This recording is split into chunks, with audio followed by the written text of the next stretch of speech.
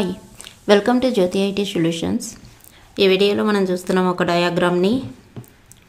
ఇది ఏ డయాగ్రామ్ అంటే ఆల్రెడీ ప్రీవియస్ 3 వీడియోస్లో చూపించినటువంటి సేమ్ డయాగ్రామ్ ఇది, కాకపోతే కొంచెం డిఫరెన్స్ ఉంది. ఈ వీడియోలో నేను ఏం చెప్పబోతున్నానంటే ఆర్డిఎస్ బ్యాకప్ సొల్యూషన్ గురించి, ఆర్డిఎస్ బ్యాకప్ ఎలా తీసుకుంటాము ఏడబ్ల్యూఎస్లో అనే దాని గురించి ఈ వీడియో చేయబోతున్నాను. ఇక్కడ మీరు హెడింగ్ చూడండి, create and configure and RDS database with backup solution అని మనకు హెడింగ్ ఉంది ఈ డయాగ్రామ్కి. ఇక్కడ ఆల్రెడీ ప్రీవియస్ వీడియోస్లో చూపించినటువంటి సేమ్ డయాగ్రామే, కాకపోతే ఒక స్మాల్ డిఫరెన్స్ ఏంటంటే నేను అక్కడ 3 సబ్నెట్స్ని యూజ్ చేశాను 3 అవైలబిలిటీ జోన్స్లో. ఒకటి వచ్చేసి ఇన్స్టెన్స్ కోసం, ఇంకొకటి private subnets, 2 private subnets different availability జోన్స్లో, అంటే 1A 1B 1C ఇలా నేను క్రియేట్ చేశాను.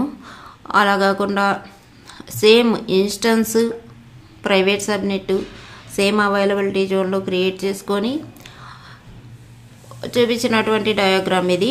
ఇక్కడ మీరు చూస్తున్నారు SSH traffic user, AWS user connect కావడం కోసం ఇంటర్నెట్ గేట్వే తోటి ఒక VPC ఉంది. అలాగే సబ్నెట్స్ ఉన్నాయి. ఇక్కడ 1 public subnet, 2 private subnets.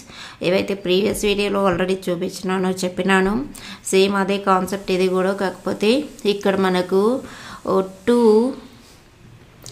Database instances ఉన్నాయి. ఒకటి వచ్చేసి మెయిన్ డేటాబేస్ ప్రైమరీ డేటాబేస్, ఇంకొకటి రీడర్ ఇన్స్టెన్స్ ఇది M అని ఉండేది ప్రైమరీ అండ్ మెయిన్ డేటాబేస్ ఇది. ఇక్కడ మనం ఏం చేస్తామంటే ఈ వీడియోలో ఎలా స్నాప్షాట్ తీసుకుంటాము, ఎలా రీస్టోర్ చేస్తామనేది చూస్తాము. ఇప్పుడు AWS అకౌంట్లోకి సేమ్ కాన్సెప్ట్ ప్రీవియస్ వీడియోలో చెప్పింది, కాకపోతే ఇంకొక వీడియో కాన్సెప్ట్కి అటాచ్ చేస్తున్నాను అంతే. నేను ఇప్పుడు AWS కన్సోల్లో లాగిన్ అయ్యాను. ఆల్రెడీ నాకు క్రియేట్ చేసినటువంటి డేటాబేస్ అవైలబుల్లో ఉంది. మీరు చూస్తున్నారు 1 రీడర్ అండ్ 1 రైటర్. మీరు రీడర్ని డిలీట్ చేసినప్పుడు రైటర్లో ఉండేటటువంటి ఈ ఇన్స్టెన్స్ ఇక్కడ RDS cluster instance 1 US east 1B అనేది రీడర్లో కనిపిస్తుంది. ఆర్డిఎస్ క్లస్టర్ ఇన్స్టెన్స్ 1 అనేది రైటర్లో ఉంది. మనం ఎప్పుడైనా రైటర్ని డిలీట్ చేసినప్పుడు రైటర్గా కన్వర్ట్ అవుతుంది, రైటర్ వచ్చేసి రీడర్గా కన్వర్ట్ అవుతుంది. ఒకసారి మీరు ట్రై చేసి చూడండి. ఎప్పుడైతే నేను ఇక్కడ ఎలా స్నాప్షాట్ తీసుకుంటాను చూస్తాము. ఇక్కడ ఆర్డిఎస్ క్లస్టర్ ఇన్స్టెన్స్ 1 అనేది రైటర్గా ఉన్నటువంటి ఈ ఇన్స్టెన్స్ని బ్యాకప్ తీసుకుంటున్నాను. ఇక్కడ మనం ఇంకొక విషయం తెలుసుకోవాలి, ఎందుకు రైటర్ని మాత్రమే బ్యాకప్ తీసుకుంటున్నాము, రీడర్ని ఎందుకు తీసుకోవట్లేదు అనేది. రీడర్ని తీసుకొని అవసరం లేదు. రీడర్ వచ్చేసి మెయిన్ స్టోరేజ్, దీనికైతే డేటాబేస్కి స్టోరేజ్ ఉంటుందో ఆ స్టోరేజ్లో రీడర్ ఇన్ఫర్మేషన్ మొత్తం స్టోర్ అయిపోతుంది ఆటోమేటిక్గా.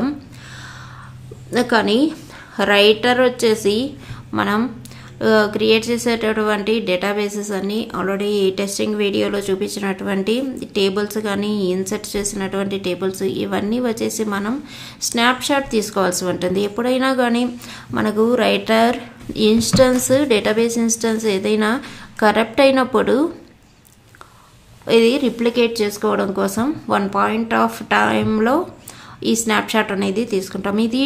దీని 2 ఇన్స్టెన్సెస్కి రీడర్కి రైటర్కి ఉండేటటువంటి డిఫరెన్స్. ఈ డిఫరెన్స్ మనం ఆర్డిఎస్ నేర్చుకోవాలనుకునే వాళ్ళు డెఫినెట్గా తెలుసుకోవాలి, బ్యాకప్ తీసుకోవాలి. ఆ బ్యాకప్ కాన్సెప్ట్లో వర్క్ చేసేవాళ్ళు ఈ డిఫరెన్స్ కంపల్సరీగా తెలుసుకోవాలి. అంటే ఇక్కడ మెయిన్ రైటర్లో ఉండేటటువంటిది మనం స్నాప్షాట్ తీసుకుంటాము.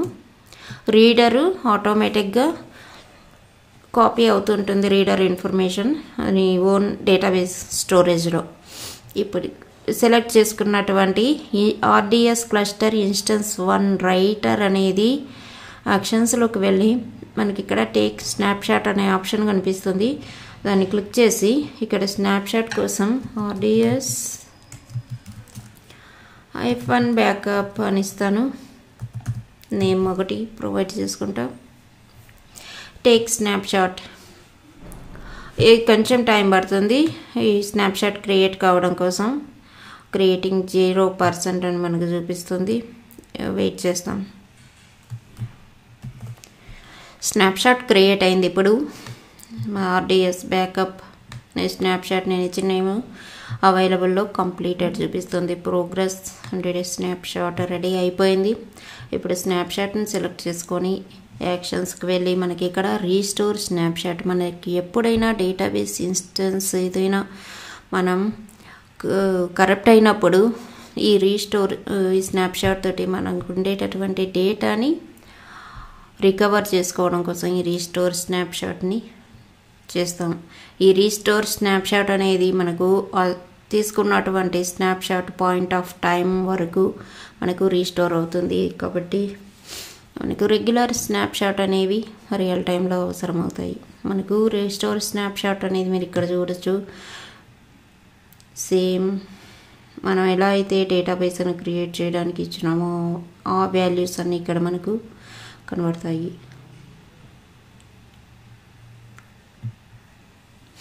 మనకి ఇక్కడ you are creating a new database instance from a source database instance at a specified time. This new database instance will have the default DB security group and DB parameter groups అని మనకు చూపిస్తుంది. అంటే ఈ స్నాప్షాట్తో మనకు ఇంకొక database instance create అవుతుందని ఇక్కడ చెప్తుంది. ఇక రీస్టోర్ స్నాప్షాట్లో మనకు అన్ని వాల్యూస్ ఆటోమేటిక్గా సెలెక్ట్ అయిపోయి ఉంటాయి. Engine Amazon Aurora with MySQL compatibility అని, అలాగే ప్రొవిజన్ వర్షన్ ఇవన్నీ ఆటోమేటిక్గా మనకు సెలెక్ట్ అయిపోయినాయి. ఇంకా సెట్టింగ్స్ మనకు ఇచ్చినటువంటి DB snapshot ID RDS backup connectivity. ఇక్కడ కనెక్టివిటీలో మై VPCని ఆల్రెడీ సెలెక్ట్ చేసుకుంది. ఏ VPC అయితే డేటాబేస్ క్రియేట్ చేసేటప్పుడు ఇచ్చినాను అది సెలెక్ట్ చేసుకుంది. ఇంకా స్నాప్షాట్ సబ్నెట్ గ్రూప్ ఆటోమేటిక్గా సెలెక్ట్ అయిపోయింది. పబ్లిక్ యాక్సెస్ అవసరం లేదు కాబట్టి నో సెలెక్ట్ అయింది. VPC సెక్యూరిటీ గ్రూప్ ఈ డేటాబేస్ ఏ సెక్యూరిటీ గ్రూప్ని యూజ్ చేసుకుంటుంది, డిఫాల్ట్ సెక్యూరిటీ గ్రూప్ని యూజ్ చేసుకుంటుంది. మీ రిక్వైర్మెంట్ని బట్టి ఇక్కడ ఏదైనా చేంజ్ చేయాలి అన్నప్పుడు T క్లాస్ R క్లాస్ ఇవి చేంజ్ చేయాలన్నప్పుడు చేంజ్ చేసుకోవచ్చు. Availability and durability no preference ఇచ్చాము.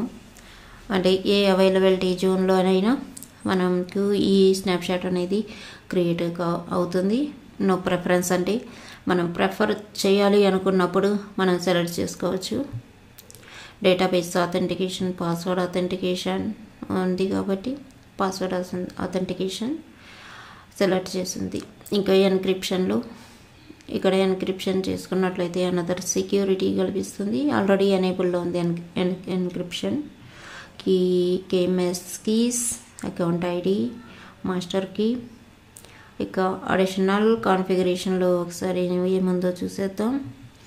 డేటాబేస్ ఆప్షన్స్ ఆల్రెడీ ఇవన్నీ ఎప్పుడైతే డేటాబేస్ క్రియేట్ చేసినామో అప్పుడు ఉన్నటువంటి వాల్యూస్ ఇవన్నీను backup copy tags to snapshot select చేసుకుంది. మీరు డేటాబేస్ క్రియేట్ చేసినప్పుడు ఇది సెలెక్ట్ అయ్యి ఉండదు. Creates a point in time snapshot of your database అని మనకి కాపీ ట్యాగ్స్ టు స్నాప్షాట్ అనేది సెలెక్ట్ చేసింది. ఆటోమేటిక్గా అది ఇక లాగ్ ఎక్స్పోర్ట్స్ ఇవన్నీ మీరు సెలెక్ట్ చేసుకోవచ్చు. వీటిని సెలెక్ట్ చేయడం వల్ల సెలెక్ట్ చేసి maintenance enable auto monitoring version upgrade అని.